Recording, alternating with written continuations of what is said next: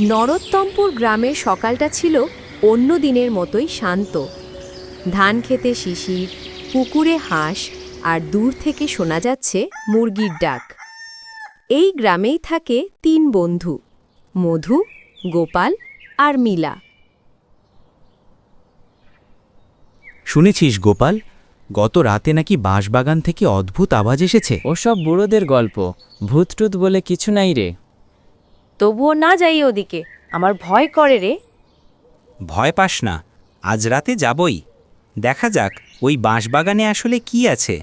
৩ জন ঠিক করল আজ রাতে যাবে বাঁশবাগানের দিকে ভূতের রহস্য ফাঁস করতে। রাত নামতেই ৩ জন বেরিয়ে পড়ল, হাতে টর্চ, একটা লাঠি আর এক ব্যাগ মুড়ি নিয়ে। গ্রামে তখন হালকা কুয়াশা আর কুকুরের ডাক চারদিক কাঁপিয়ে তুলছে।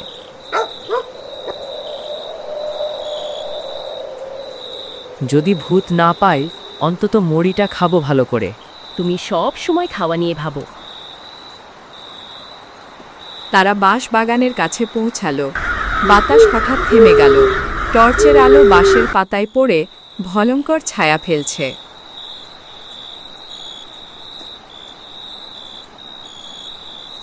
ওটা কে রে? নড়ছে জানো কেন? চুপ, দেখি তো। টর্চ জ্বালায়, কেউ নাই তো। ভূত নাকি রে?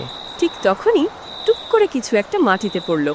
৩ জন চমকে উঠল। ওরে বাবা, এটা তো শুধু একটা বাঁশের মাথা পড়ে গেছে। আমি বলেছিলাম না, যাই বলেছিলাম, এখন ভূত আসবেই। হঠাৎ অন্ধকারে 2টা চোখ জ্বলে উঠল। ৩ জন একসঙ্গে চিৎকার করে উঠল, আহ! ভয় পাওয়ার চিৎকার। তারপর হঠাৎ নীরবতা। টর্চের আলো পড়তেই দেখা গেল ওটা কোনো ভূত নয়, এক বুড়ো লোক। ছেঁড়া কাপড়, হাতে লাঠি, মাথায় পুরনো টুপি। তোরা রাতে এখানে কি করছিস রে? আমরা ভূত দেখতে এসেছিলাম কাকা। ভূত? এখানে ভূত না, আমি আছি। আমি এই বাঁশবাগান পাহারা দিই।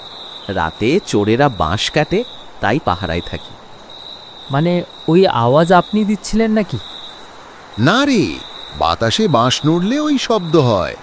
তোরা ভয় পেয়ে সব ভূত ভেবে বসিস। ৩ জন স্বস্তির নিঃশ্বাস ফেলল। ভয় কেটে গিয়ে এখন হাসি থামছে না কারোই। পরের দিন সকালে ৩ বন্ধু গ্রামের চায়ের দোকানে গল্প করছে। চারপাশে লোকজন জড়ো হয়ে গেছে। ভূত ধরতে গেছিলাম, শেষে ধরলাম পাহারাদার কাকাকে। আমি তো প্রায় অজ্ঞান হয়ে যাচ্ছিলাম রে। ভয় না পেলে আমরা জানতেই পারতাম না আসলে কি হচ্ছে। সেদিনের পর থেকে গ্রামের সবাই জানল বাঁশবাগানে কোনো ভূত নেই।